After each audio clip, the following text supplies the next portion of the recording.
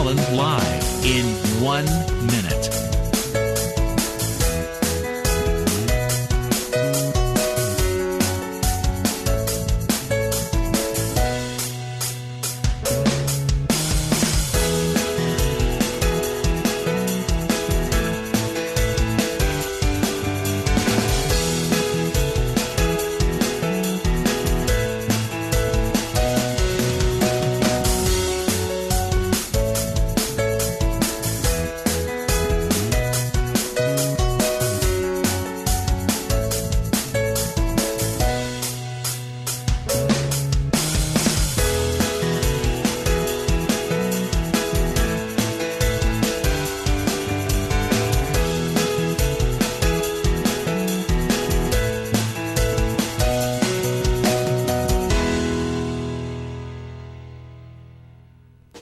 Welcome to Lynn Cullen Live at pghcitypaper.com. Email your questions and comments to Lynn at pghcitypaper.com. And a good morning to you. It is far from that for many people in our community. The shooting in Wilkinsburg. I live, a mile from Wilkinsburg? About. And Celine lives in Wilkinsburg. And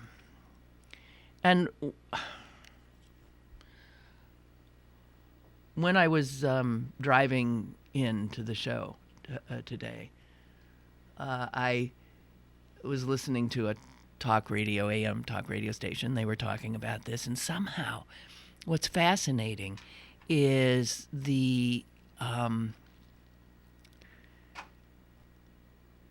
commentary, the conversation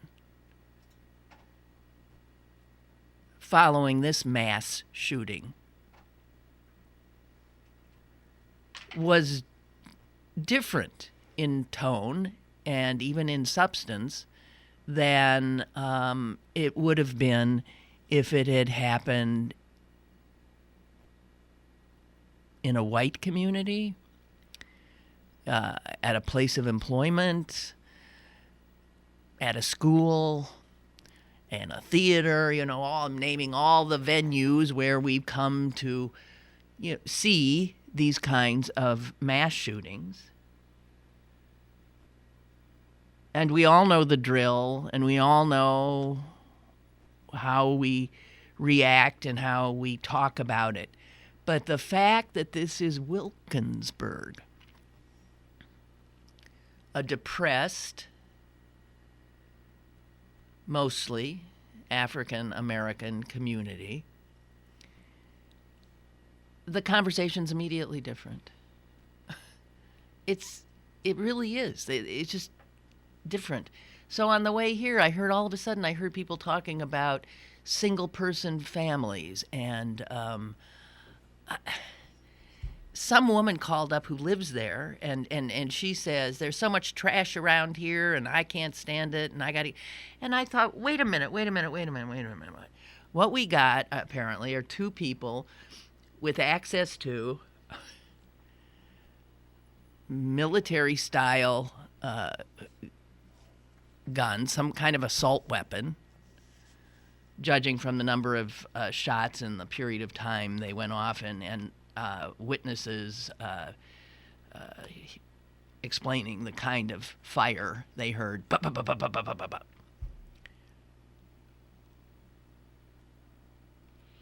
And I also,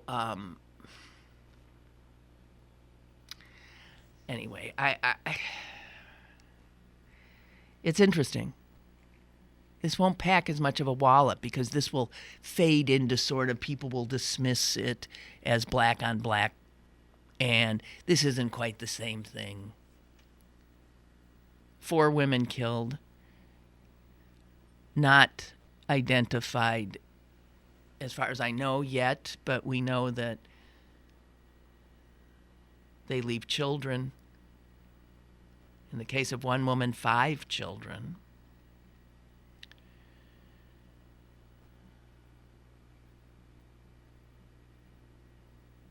This madness, so close when it gets this close to home, our receptionist upstairs, he lives like around the corner, pretty much, very close. And he's lived in Wilkinsburg for 30-some years. A lot of people, I got to tell you, live in Wilkinsburg and find it just fine, thank you very much. Wilkinsburg is larger than you think, and there are parts of it that are simply lovely, just lovely, beautiful homes. And there are others that are dystopian looking, frightening looking. There's an entire block of the main business district that now is totally empty, boarded over, half torn down. It's a urban portrait of all kinds of social problems that clearly were never dealt with. I watched Wilkinsburg come apart in my time here in Pittsburgh because I had to drive through it twice a day to get to WTAE-TV where I was employed. It is in Wilkinsburg. And so I would drive down Penn Avenue. I would drive through the business district. In fact, I banked in Wilkinsburg. I did business in Wilkinsburg from 1981. And the community, I used to advertise for stores that were in that block that is now abandoned. I used to drive by schools that had kids in the playgrounds. They're now for sale. I don't know what to tell you. I don't know what to say.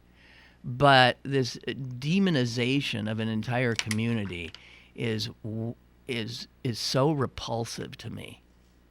There was a tweet, some woman, some son of a bitch, said something like, "Oh, 5 dead in Wilkinsburg shooting. Why are we even covering that? That's news?" And the tweet had been, what do? They take it off. It was considered objectionable enough that it was removed. And then looking through some other comments, I saw a bunch of others removed. So that the reaction to this brings out the racists, too.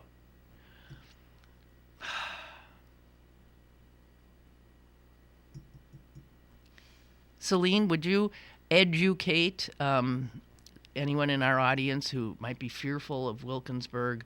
Are you more fearful of Wilkinsburg now than you were yesterday? No, not at all. I mean, I guess I should preface this with, you can't see me, but I'm a young white woman.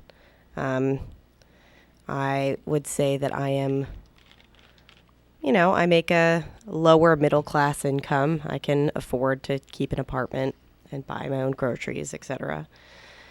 So I can't speak for the community of Wilkinsburg because my demographic. You ain't representative. I'm not representative. However, there are a lot of young white people that live there, no? Yes. I mean, since I live in the area, I have befriended a lot of people, or I have a lot of friends who have moved there. Right. Mostly who are young white women. My former producer, Jess, lived in Wilkinsburg, too. I mean, I lots of young people live in Wilkinsburg. Yeah, and black, lots of white, young and black others. people. Yeah, exactly. And it really, I've lived there on and off for the last 5 years. Mm-hmm. So I've lived closer to Regent Square. I'm moving beyond the busway now. I've basically lived all over Wilkinsburg at some point or another, except for more towards Forest Hills. Mm-hmm. I haven't lived back there yet. But my experience in Wilkinsburg has been lovely. People have families. People are out on the street. Their kids are playing. They're fixing their cars. There's music. People are extremely welcoming. I have never felt unsafe, and I walk late by myself often. I feel more unsafe in Shadyside doing that than I feel unsafe in Wilkinsburg doing that, because I see much, much more harassment that a woman in my demographic would expect to see in Shadyside. And people are also drunk in Shadyside, wandering around. And Wilkinsburg is a dry community. Not anymore. Didn't they just change that? Well, But I think that will. I think that can lead to some reinvigoration of the downtown if restaurants can move in there and have liquor. Anyway, slightly off topic. Yeah. But the thing I'm very defensive of Wilkinsburg, because when I talk to people in the community, the wider community, and they ask me, where I live and what I do, I say I'm a writer and I live in Wilkinsburg. And invariably, the reaction I get is, yeah, right. Long looks, long stares, Concern and then about your health and concern welfare. for my well-being, and I find myself in this position of having to do this really icky co-conspiratorial thing that other white people, put me in the position of being like, well, but is it safe there? And that's really code for, are there black people there? Often. Well, I find. Do you feel unsafe as a white person? Right. Exactly. And the answer is no. I don't feel unsafe. I never did either. And a really terrible, terrible thing happened last night. And a really terrible thing happened a few weeks ago when that man was, shot by the police. But terrible things happen in a lot of communities. And this is more, I think, about gun control laws than it is about it being it's just ridiculous to me that anyone would think that it was the fault of the community that something terrible like this happened. Just makes me so what do you angry. expect? Well, that's what some of those tweets were like. Well, come on. Yeah, it's disgusting. It's Wilkinsburg. Yeah, right. It's called racism is what that's called. I don't know. Breaks my heart. But you're doubling down. You're not, this doesn't make you feel less safe. No. No. No, I like living in Wilkinsburg. I'd like to stay. And I'd like to be more involved in, the community politics, if that's something that could be, if that's a place I could be constructive. And that's something that is yet to, I've yet to see. I don't know if I have a place there, but if I can do something to help, I will certainly try to. Wow. Well, thank you. Yeah. So care about Wilkinsburg. Everybody is a neighbor here. Right. But it does expose this just extraordinary, I would argue, irrational fear that so many white people, especially suburbanites, who just know of Wilkinsburg as, some kind of a troubled place, and it is because of economics. I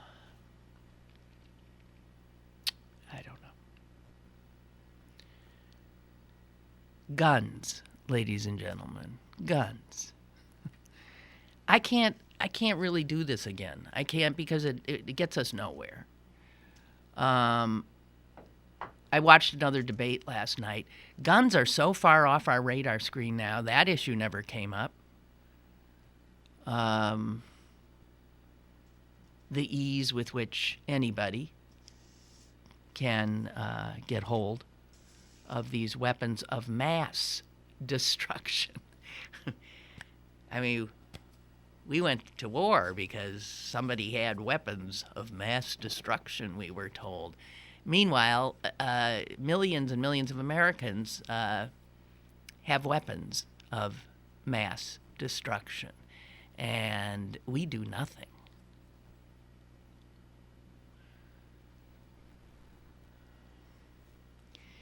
The other, here's an identification.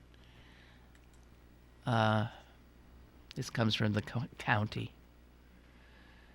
The medical examiner has identified the 5 victims.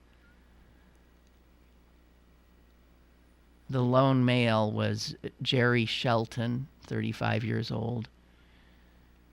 Tina Shelton, 37.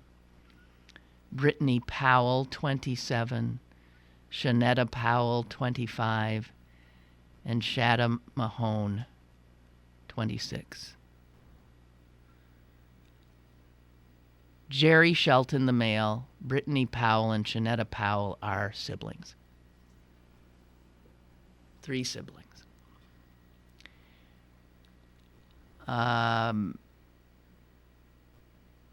According to Allegheny County Police, 2 of the 3 victims that were in area hospitals remain in critical condition. So you've got 2 other people in critical condition. A third, female, was treated and has been released. She appears to be the lucky one. And something like that happens in a residential area. Children are traumatized. People are traumatized by this. Families have to explain to their children and somehow tell their children not to be afraid, and yet this happens. How do you do that? How does a parent do that?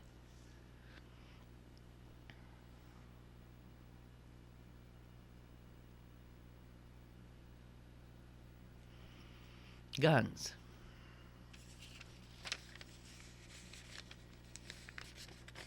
God. So, I'm looking at a picture of a beautiful young woman. Speaking of guns, maybe you've seen this. She's a mother. I suppose she's talked to her kids about guns because they're all over her house. She loves them. She's 34 years old. Her name is Jamie Gilt. And she writes all the time, apparently, on social media about protecting her right to have as many guns as she wants. I'm looking at a picture of her beautiful, dimpled, smiling face with her young child sitting on her lap, and there's a large, long gun in the picture that she's also holding. I guess the 2 things she loves. So she was driving somewhere on Tuesday. The kid was in the back seat, 4 years old. And, of course, he picked up the .45 that was lying loaded on the floor.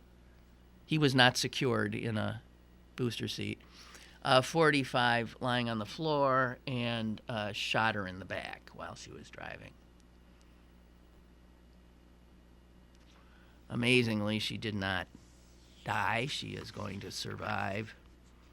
I wonder if it will change her. And Florida is, would social services come in and take that kid away immediately? You got a kid, you had not secured him, you have a loaded gun. No, they didn't come right in and take the kid. The kid is staying with the family.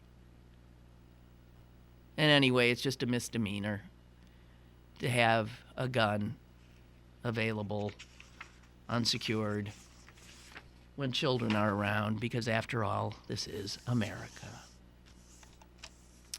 God. Okay. I'm wondering if we can... I didn't say anything about George Martin, the Beatles producer, dying. That would have been my obit of the day yesterday, but I guess we can do it today. George Martin. By the way, the brilliant minds in the Twitter sphere went nuts with the announcement of his death, because all these nincompoops thought the George Martin that had died was the George Martin who writes the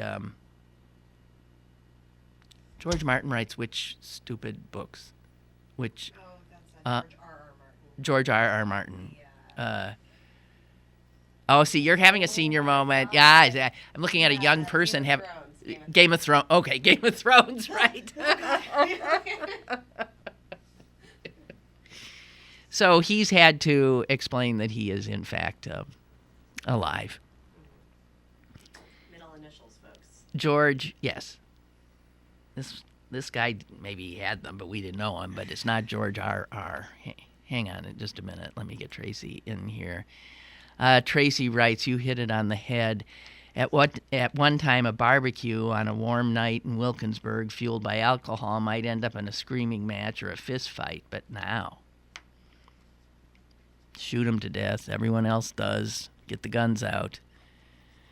Guns. Yeah. Well, I mean, what we'll find out is some of the shooters had it in for somebody at that party.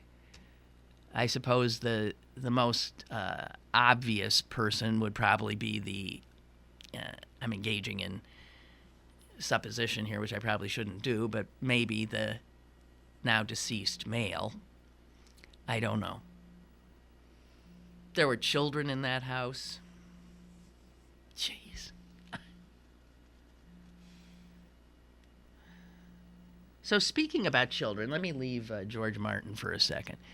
Speaking about children, there was a piece that I came upon from the New York Times titled, "How do you talk to your children about Donald Trump?"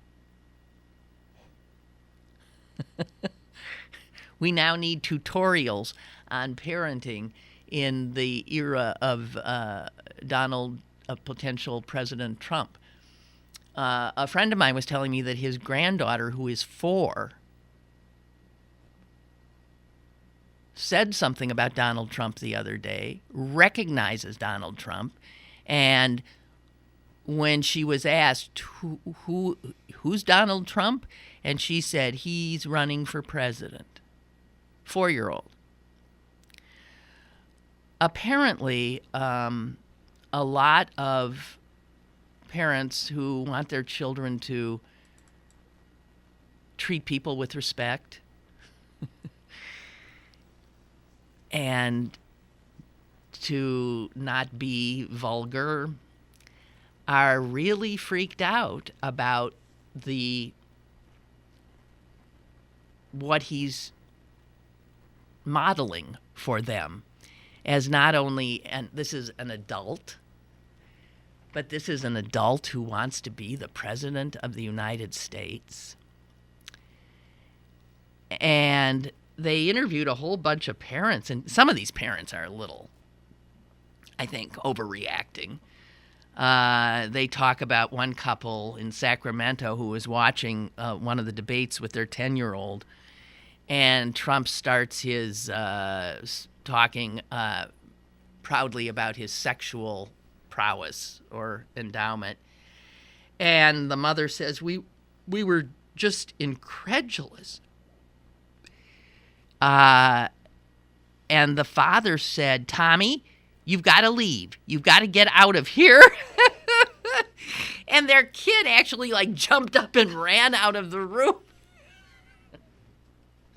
Now, another parent said that his daughters who have been watching some of this stuff, he says, they don't get the sexual innuendo, talk of fingers and get on your knees and that kind of stuff. They don't get that, as I often don't either, I told you.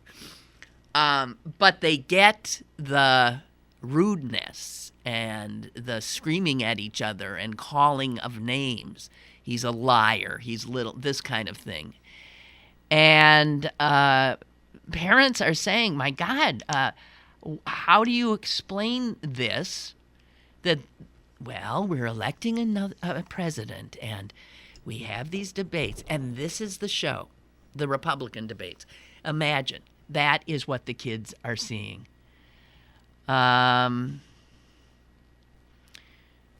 teachers are saying, a sixth grade teacher in Massachusetts said, I've always, during presidential election years, used the election to get the kids into understanding our democratic process and watching, this unfold and getting them interested. But she says this year, she says, I really don't know if I should be telling them to, she said, I don't know what to do. And we often, she says, do a mock debate where someone plays Trump, someone plays Cruz, someone plays, and she said, I really don't know. How do we have a student play Trump?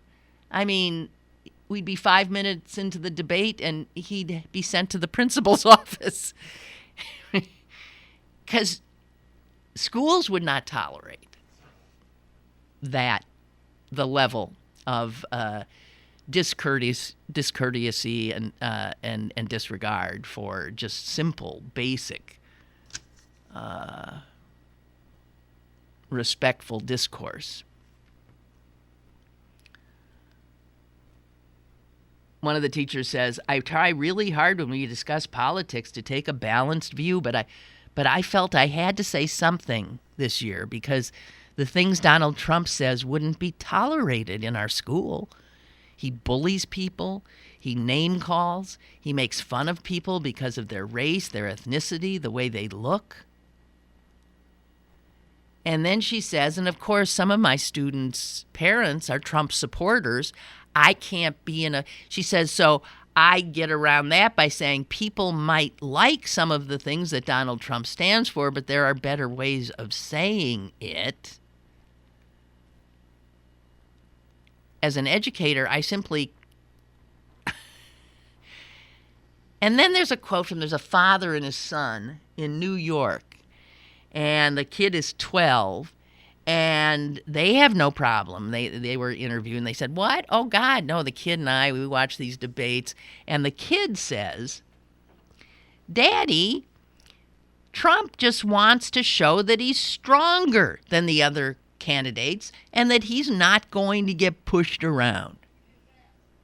That's what that 12-year-old is learning from Donald Trump.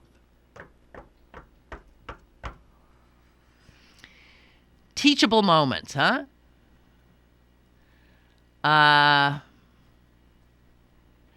the thing is, the fact that my friend's 4-year-old granddaughter knows who Trump is, recognizes him, understands, and he can't figure out how she does. He says because that kid's parents will not have the news on when she's around because it's awful. It's about, what news is. They don't want their 4-year-old watching it. I would absolutely agree with that. So where does a 4-year-old know who Trump is? He's that ubiquitous now. He is everywhere. And that's what this teacher in Hawaii says. He's omnipresent. Your kids, very young children, are already engaging in, she says, let's say the family's watching the news and they see this man, Donald Trump, tossing water bottles and calling people names. I think a parent should say something like, we try to treat people the way we would like to be treated. And somehow he's showing the exact opposite of that.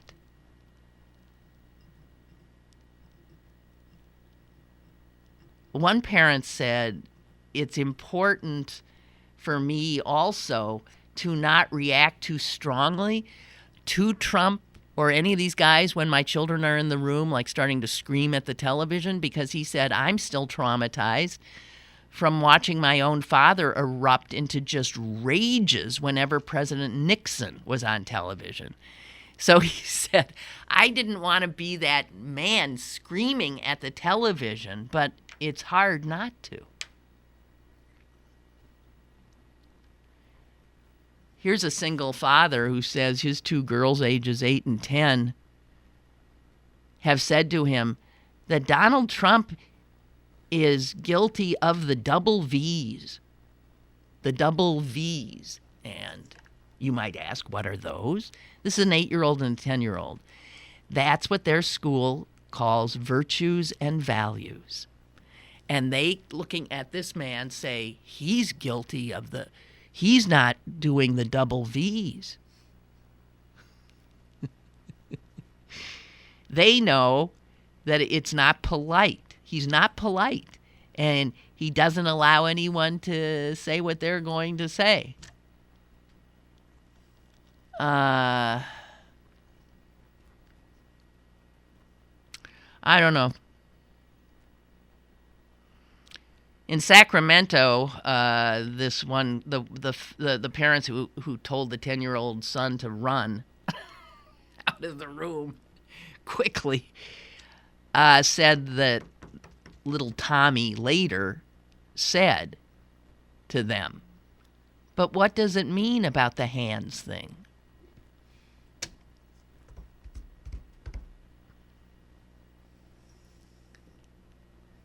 This is when being a parent is just... You shouldn't have people who purport to be the people who are going to lead us putting parents in these situations, obviously.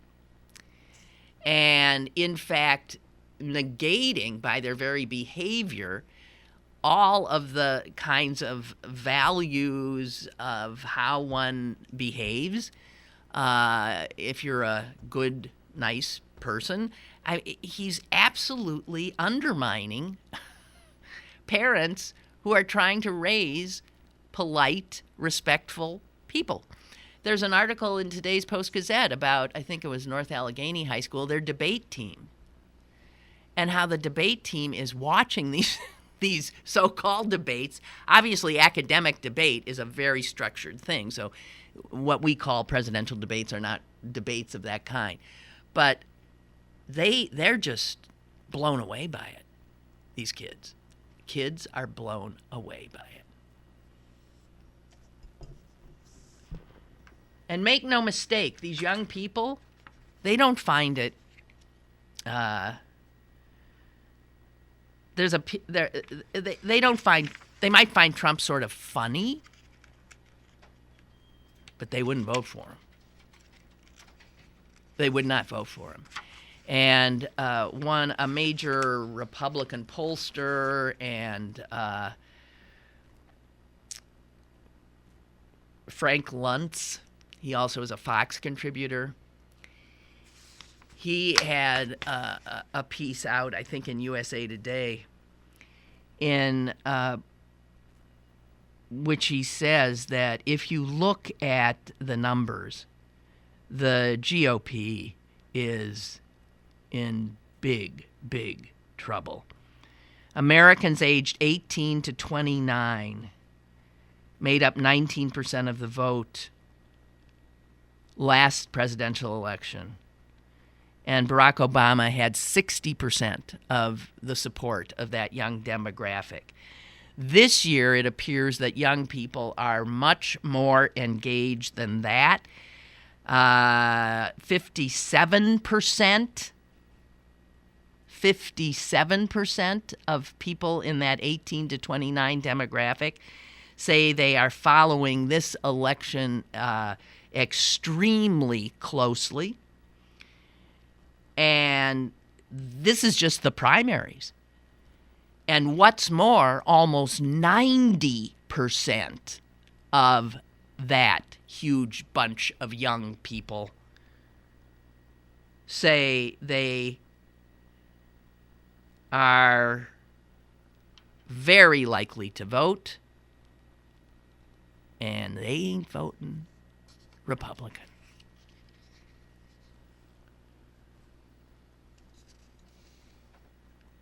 Luntz says, okay, Republicans, you can ignore these young people at your own peril because they sure as hell are ignoring you.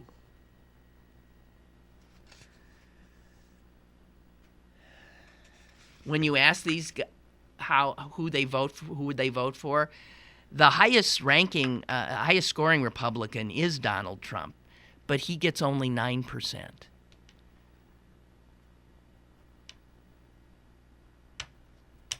And obviously, Sanders gets most.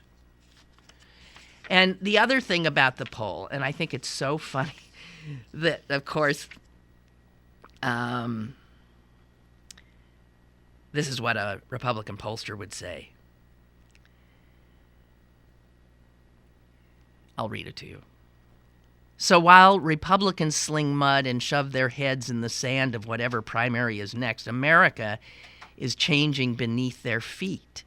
The younger generation and the Republican Party simply see the world and America very differently. So this pollster, Luntz, Republican pollster, says, for instance, 58% in the poll that he did, that's 18 to 29-year-old demographic, believe that America is not any better or any worse than most other countries. In other words, close to two-thirds of young people don't buy into this American exceptionalism. They say, yeah, we're no better, we're no worse, whatever. That's the way they feel. A minority would agree America is exceptional. It's better. And also, he found that this generation doesn't think much, doesn't really like capitalism. They've seen capitalism. They've come of age during the end game of it, during the monopolistic takeover of the world, and they see their parents struggling. They struggle. They see the debt. They see all this crap that ain't getting done, and they don't look at capitalism as something wonderful. Which is another reason why Bernie's being a socialist is not a problem. They do not have a problem with socialism. 2/3 of these young people, he says, think socialism is more compassionate than capitalism. Duh. He, though, writing to a Republican audience, repeats it because he knows that his readers are blown away by this. And he repeats it and he says, that's right. 2/3 think socialism is more compassionate than capitalism. You mean they think capitalism is compassionate? I mean, that is a term that would never apply. It's an economic system that doesn't have anything whatsoever to do with the better angels of our nature.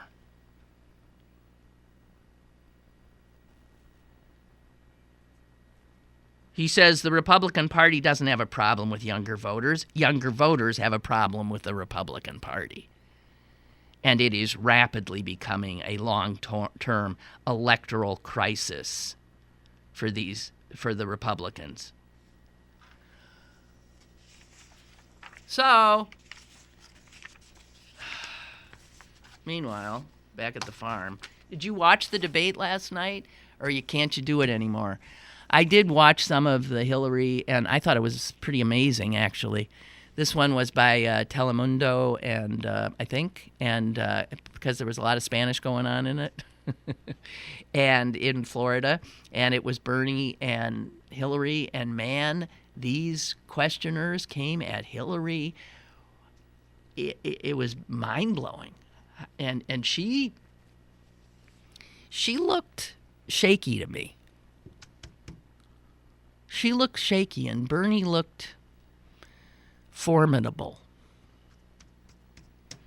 And I really am starting to ask myself if we Democrats are backing the wrong horse here.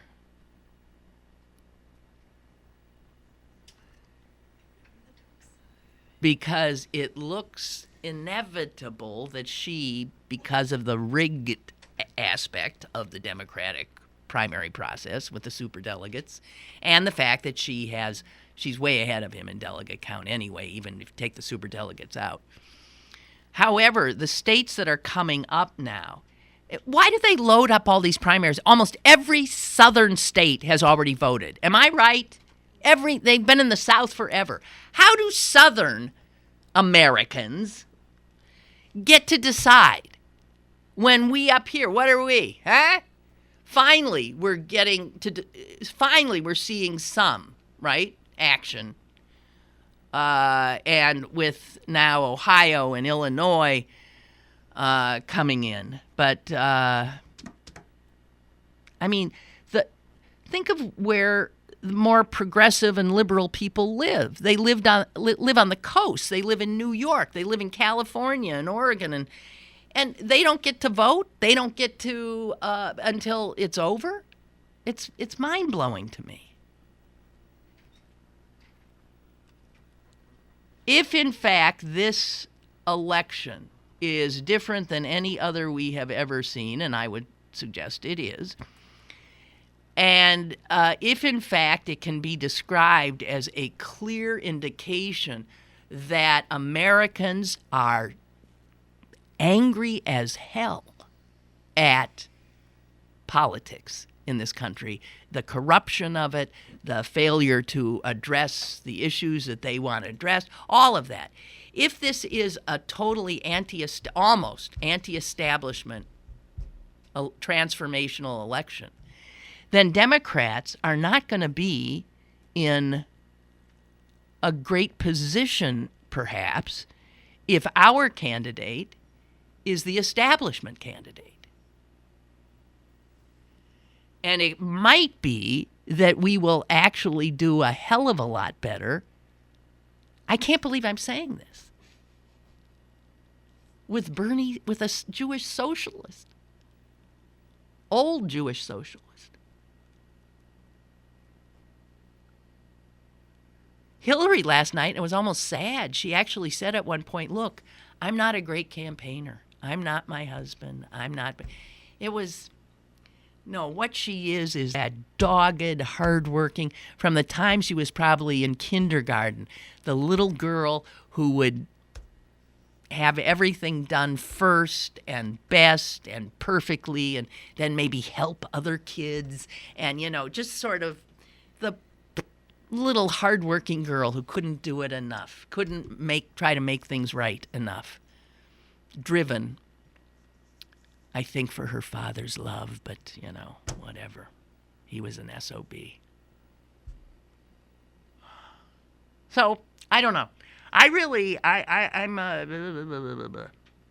wondering if Bernie is who we need to get behind. And all you Hillary people, don't get mad at me. I mean, I understand that. I don't know. I want to win this. My calculations are only going to be based on who possibly is going to win this. Who's got the best shot? It would seem in any other year Bernie Sanders would be that's a joke. And of course it's Hillary Clinton. But I'm not so sure.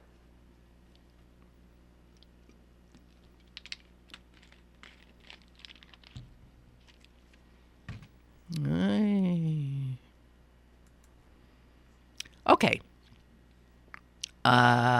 What else we got here? I'm sorry. I feel very slow today, and I'm talking slow, aren't I? Slowly. Why is that? I don't know. Because it's dark? I feel like I'm in a dark room here. I don't know. Hey, wasn't I doing an obit of George Martin? What was that, about 40 minutes ago? Yeah. Hey, let me get back to that. Because I'm sure you've read them or seen them and blah, blah, blah, so what can I add? I don't know if I can add anything, but I came upon this information that I thought, he was a classically trained musician himself. And damn nice looking.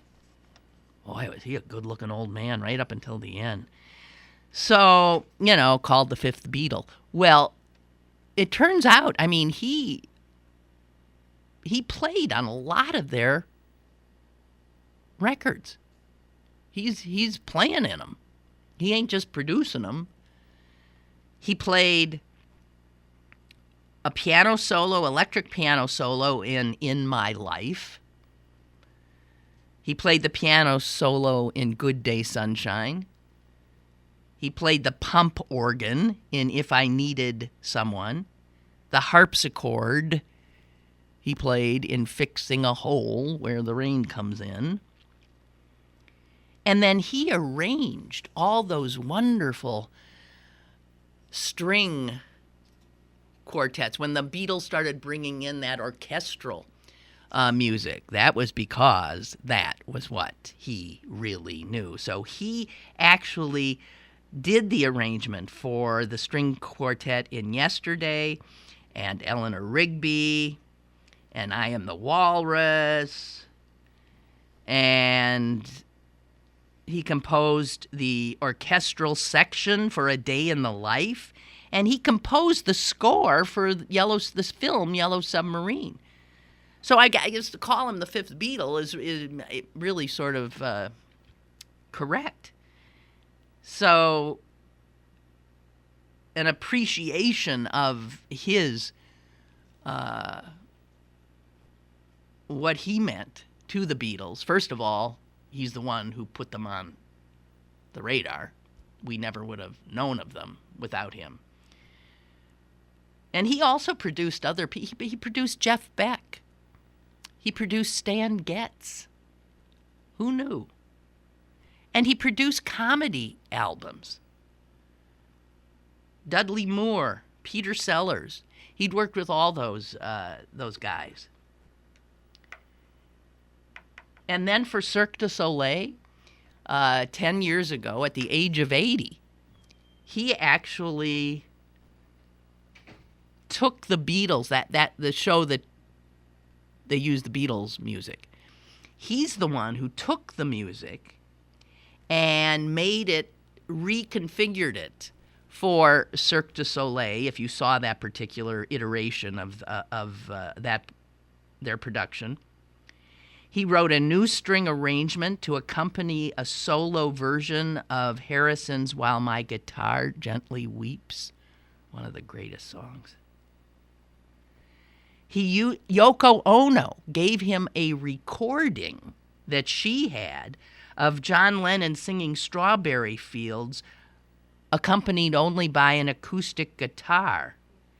And he took that and did something with it that got it in. And this is when he's 80 years old. He's still working with this stuff. And the last little bit that this says that might be something that you hadn't heard is that wasn't the first time that he worked with Lennon on Strawberry Fields Forever. So in 1966, when the song was first recorded, it was recorded with brass and strings arranged by George Martin, who played cello on that. He himself was a real musician. Lennon said, "Boy, I like the brass version, but I really like you on that cello. Can we get those, merge them together?" And Martin said, "Well, John, I could, but they're in different keys." We played those in different keys and tempos. And John Lennon said to George Martin, "You can fix it, George." And he did, creating yet another masterpiece in his unrivaled career, what we know as Strawberry Fields Forever. The fifth Beatle, George Martin. Henry writes, "Lynn, I was a Republican for 30 years. I was in college when Ronald Reagan was in office, and it was Reagan who brought me to the Republican Party. In 2008, I became a registered independent, and for the first time in my life, I voted for a Democrat for president and did it again in 2012. Honestly, I did not leave the Republican Party. The Republican Party left me. But whatever I thought the party had become in 2008 when he left, that is nothing compared to what the Republican Party will become if Donald Trump is president. If you think you don't recognize the party now, go ahead, vote Trump into office, and then see what the party becomes. I hope that America will be able to use its imagination, Henry, and not have to do it, live through it, before they see the error of their ways. Trump is not a conservative, Henry writes. He is a crackpot. He has no class. He's not a statesman. And he's a fraud. Well, there are so many words that can that apply. But he's positioned to win Florida. And he's positioned right now to win a whole other state. I don't know. I don't think the Republicans can rid themselves of him. He's in that regard the real deal.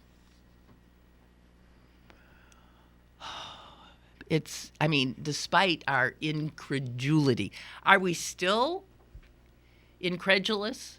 I guess we are. When the hell will that wear off? Hard to believe.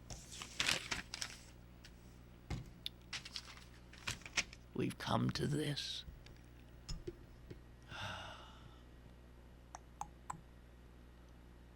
You see, Marco Rubio is saying that his kids had been embarrassed when he stooped to take on Trump in the same way. Remember when that was a big miscalculation on his part?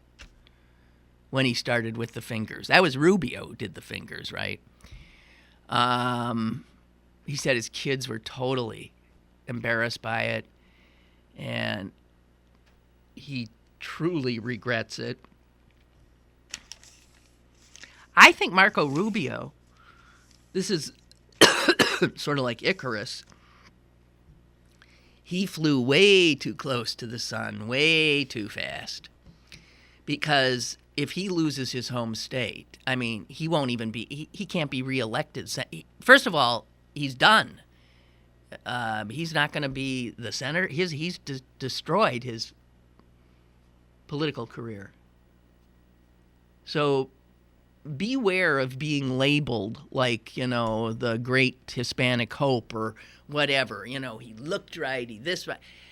And this is also the kind of politics that Americans are sick and tired of, these sort of manufactured candidates. Another reason why they like Trump. He ain't no manufactured candidate. He's just whatever the hell it is, but he ain't anybody's focus grouped candidate with, with specific talking points so that he doesn't offend the people he shouldn't and he can draw in. Not at all. He's just out there doing what he does, and the people are eating it up. So, if authenticity is like a big thing and being not part of the establishment is a big thing, how does that not then hurt, again, Hillary Clinton? And how does that not help Bernie Sanders, who, by all accounts, appears to be totally authentic himself? Doesn't he?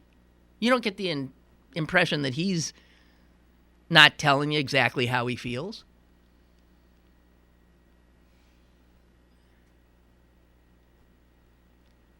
I don't know. I think the sort of curmudgeonly nice grandfather might be the guy to take down Trump more so than the lightning rod Clinton, who can't seem... one of the first questions she was asked at the debate last night was, if you're indicted in the course of the campaign, will you step down? And I got to tell you, there is a Justice Department investigation. There is more. She comes trailing, more crap with her, even if it's manufactured crap, mountains out of molehill crap. It's a constant distraction. And if you ask Americans, which of all these people is the most trustworthy, she's like at the bottom of the pack. Americans, even Democrats, say she's not. So all of this stuff has had a cumulative and damaging effect. I don't know. Do we have time for one more little thing? Wall Street Journal, oh my God. I'm not good in math. Are you, Celine? Me either. We both have that woman thing. Oh. You know what? I want to tell actually a story, because I do think it has to do with gender a lot, at least in my case. Because I was okay in math, never great. Then I got to high school, and it was sophomore year, and we were doing geometry. And they had given us a test, like the first day, that I guess suggested if you were going to do well with the weirdo concepts of... I remember having to buy that protractor and all that stuff and thought, what the hell is this?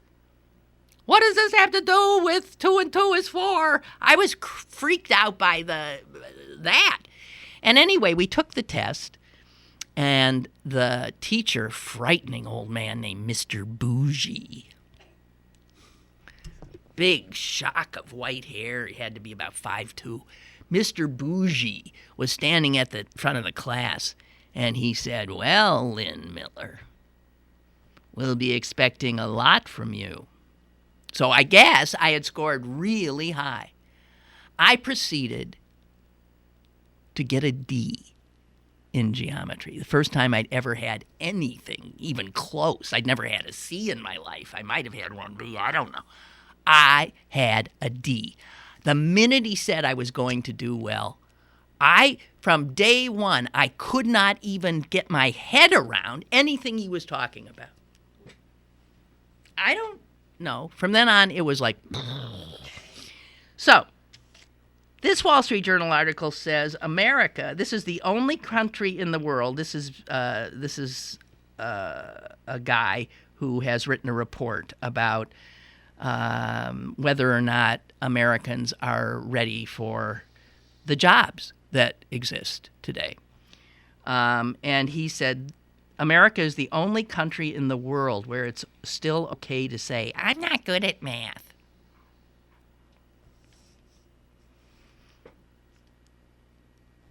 Americans may have invented the internet, but it says here they are not very good at using its technology to solve problems. And a report has come out. This is a global report. It was commissioned by, I think, the UN, the International Assessment for Adult Competency. Guess who comes in last? We do. What's funny? Ashley Murray disagrees. Ashley Murray disagrees. That's our multimedia editor. Okay, but wait, you're not on mic. Ashley Murray, our multimedia editor. Ashley Murray, our multimedia... I didn't even know we had a multimedia what?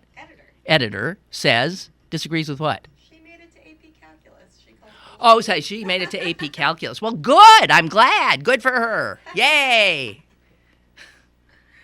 But this report finds that American workers rank dead last among 18 industrial nations of this world when it comes to problem solving in technology-rich environments, which require numeracy skills. That's numbers, right? Numeracy skills. And literacy skills, fundamental tools. And we are so far out of the run. Okay, here's the countries that just not beat us up. Japan, Finland. Okay, all those Nordic countries. Finland, Sweden, Norway. Japan's up there. They aren't telling me all of them. And we're dead last out of 18. 18th out of 18. And if we're living in a global economy, and it's an economy that runs on technology,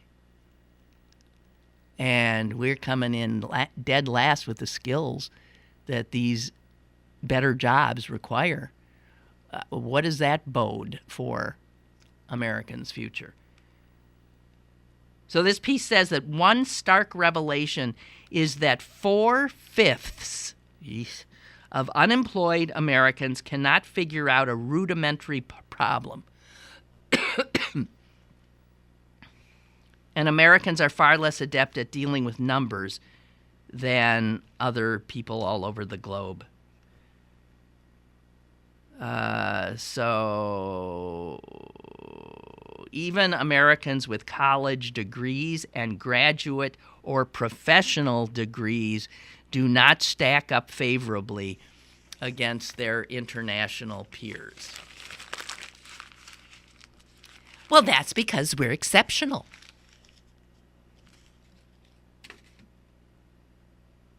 We are.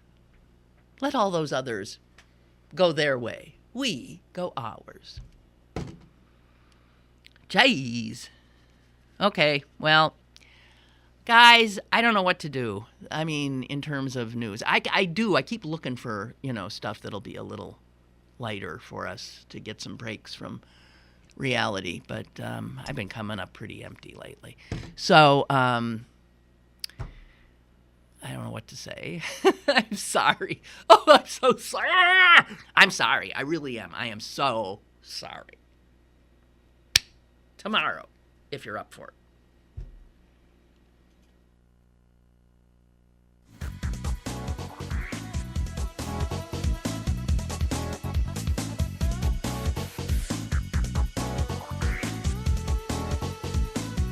Lynn Cullen Live, Monday through Friday from 10 a.m. to 11 a.m. and archived at pghcitypaper.com. The opinions expressed on Lynn Cullen Live are those of the host and do not necessarily reflect the viewpoints of Pittsburgh City Paper, Steel City Media, and its advertisers.